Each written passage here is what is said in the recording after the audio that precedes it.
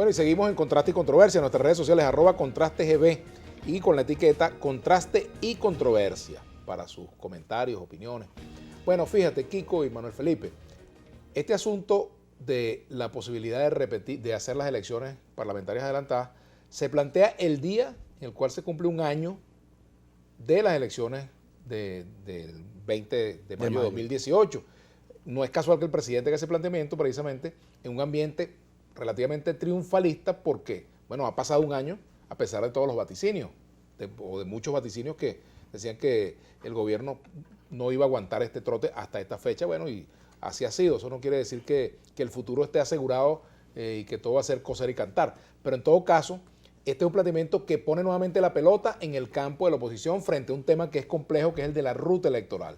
Porque cualquier negociación pasa, evidentemente, cualquier éxito de una negociación, por la reconstrucción de la ruta electoral, que es la vía mediante la cual se pueden resolver, bueno, las diferencias en una democracia.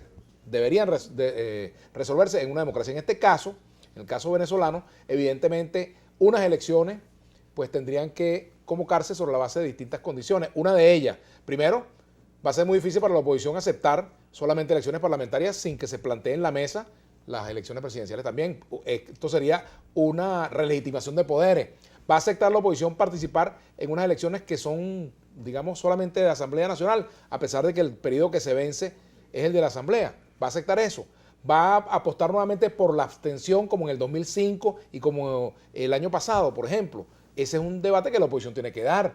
Y allí ya hay posiciones, porque hay gente que plantea, como Pedro Pablo Fernández, que bajo ninguna circunstancia debe haber abstención, que esa no puede ser una política de la oposición. Y bueno, ahí entonces tendrán que definirse, por ejemplo, Maduro si obedece al sector más radical del chavismo y Guaidó si obedece al sector más radical de la oposición. ¿Qué posición van a tomar cada uno de ellos frente a esa posibilidad? Por ejemplo, ¿aceptaría el sector más radical de la oposición participar en las elecciones parlamentarias o en un proceso electoral en el cual Maduro sea candidato si hay elecciones presidenciales? ¿Aceptaría el grupo más radical del chavismo que se legitime también el presidente de la República? Bueno, allí es donde está la capacidad que va a tener este grupo de negociación de llegar o no a acuerdo. Bueno, pero fíjate que eso es muy propio de la estrategia de Maduro, esta convocatoria de elecciones. No olvidemos que el 2017, con aquella situación tensa, incluso toda activada la calle, la violencia y todo, bueno, planteó el tema de la constituyente, que era una bandera que había asomado sectores de la oposición, y se realizaron la constituyente a pesar de que se abstuvo, ¿no?, la oposición en aquel marco. Bueno, y luego de las elecciones de gobernadores, las elecciones de alcaldes, bueno, comenzando el 2018, bueno, planteó la elección presidencial, que la gente decía, bueno, ¿cómo es esto? Bueno, se abstuvo la oposición, se realizaron las elecciones, y bueno, y ya se está cumpliendo un año. Entonces, esto se parece mucho a esa vieja táctica de jugar, tú sabes, de elevar la parada, ¿no? De aumentar la parada. Entonces, pero lo que pasa es que le ha dado resultados, desde su punto de vista, en 2 oportunidades. Entonces, ahora eso tendría también cierto sentido dentro de su estrategia, ¿no? Porque, como tú dices, obligaría a la oposición o a repetir la experiencia de la constituyente y de la elección presidencial, o en este caso a participar sobre la base de que sea un contexto distinto, ¿no? Ese es un limón que el gobierno le echa a la herida que tiene la oposición. Pero Manuel Felipe le da una clave. Fíjense ustedes, el 11 de abril, bueno, regresaron el 13, pero después que Chávez llegó, Chávez dejó pasar el tiempo, convocó a diálogo, besó la cruz, hizo toda aquella cosa, y cuando se sintió estable, cambió su política. Y comenzó allí algo que se ha repetido. Fíjate, la Plaza Altamira, se van los militares y lo dejan ahí, a que se vayan deshaciendo. La salida 1 y la salida 2, bueno, ¿cómo no? Salen a repelerla, pero dejan que se desgaste. Ellos juegan al desgaste de la oposición.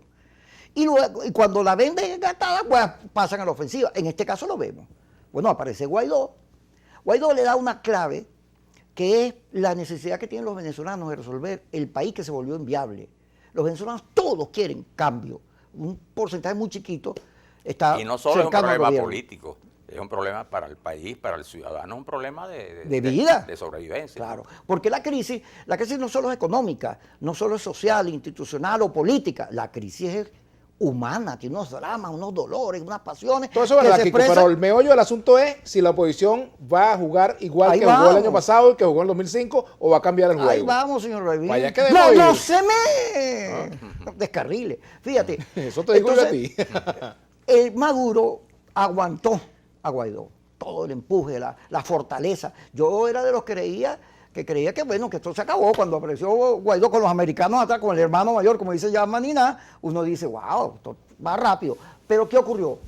Bueno, aguantó. Ocurre el 23 de febrero, que no tiene los resultados, y ahora ocurre el 30 de abril, que todo el mundo, ahorita hay un análisis CNN muy importante de CNN, donde hay un artículo que se dice, se desinfló Guaidó como pregunta y cuestiona. Bueno, y dijo Henry Falcón que el 30 de abril le abrió un boquete a Guaidó. Yo no Claro, sé si sí tú se lo abrió las coincides con encuestas. Jesús Seguías dice que en febrero él le preguntó a la gente, ¿quién es el presidente? Y 48% dijo Guaidó, 30% Maduro. Ahorita lo preguntaron, 54% Maduro, 32% Guaidó. Fíjate el cambio por el efecto. Pero ¿qué ocurre? Que ahora Maduro siente, en su estrategia de desgaste, que él llegando a enero está listo. Su victoria está llegar a enero. Entonces él está resistiendo, aguantando, y tiene una jugada perversa, pero repetida. O sea, es un esquema repetido que la oposición debería pensarla, porque como Maduro sabe cómo es la oposición, conoce a Borges, al otro, son predecibles. Entonces, ¿qué planteó? Bueno, elecciones, para partir la oposición, porque la única manera de ganar una elección presidencial para Maduro sería si parte la oposición, si la divide. Y a eso está jugando con esta convocatoria de elecciones. Porque ¿qué ocurre? Hay un sector democrático que cree en elecciones, que cree en el voto, que no cree en la intervención, que no cree en la guerra. Y según Seguías también, Datincor, ese sector es mayoría.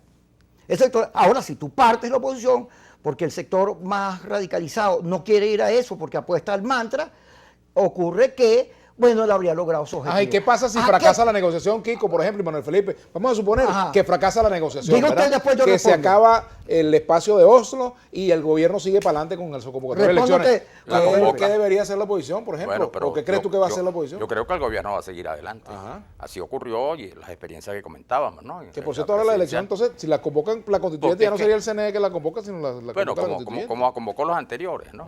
Porque aquí el tema electoral desde Chávez, el tema electoral ha sido fundamental en la estrategia de ellos, y es la diferencia de este tipo de este modelo de regímenes con otros parecidos, pero este se soporta mucho en el acto electoral, ¿no? En el hecho electoral. Claro, pero aquí Fíjate, el tema está desde que comenzó con el revocatorio del 2004 y posteriormente siempre las elecciones. Además, siempre en el discurso oficialista se habla de 23 elecciones, tenemos 23 elecciones, es decir, hay como un culto a lo electoral, porque es verdad también que se habla mucho en Venezuela de la vocación democrática del venezolano, y es verdad, pero más que democrática, hay como una vocación electoral. Claro, pero fíjate, el del gobierno venezolano. dinamitó la ruta electoral con su forma de manipulación de todo el tema de los recursos públicos, y la oposición le puso el fósforo a esa dinamita cuando decide caer en la práctica extensionista. Esa es mi opinión, y a lo mejor hay gente que no le gusta, pero es mi punto de vista. Ahora, ¿cambiará el tercio de la oposición ahora? Porque eso es lo que hay que ver,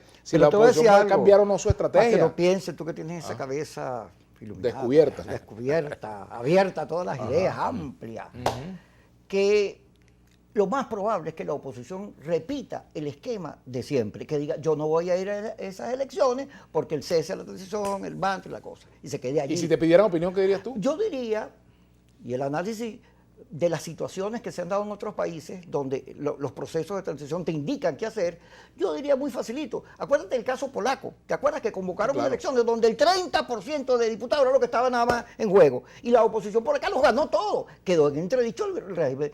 Quedó en minoría. Una vez más, quedó en minoría. Yo jugaría...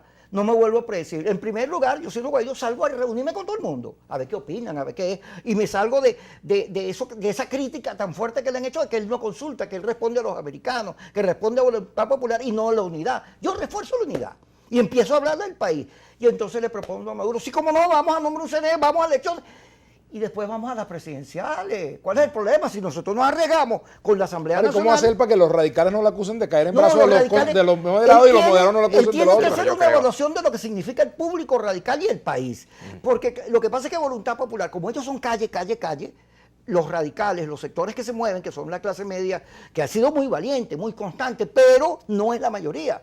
Esos sectores ellos tienen que evaluar. Esa pela que le tienen a Guaidó en Estados Unidos, Patricia Poleo, la señora María Corina Machado, Franceschi, el otro, diciendo que eso está negociando, que además que lo del 30 de abril, donde iban a meter unos militares y unos señores chavistas corruptos, que qué es eso, que no están de acuerdo con eso.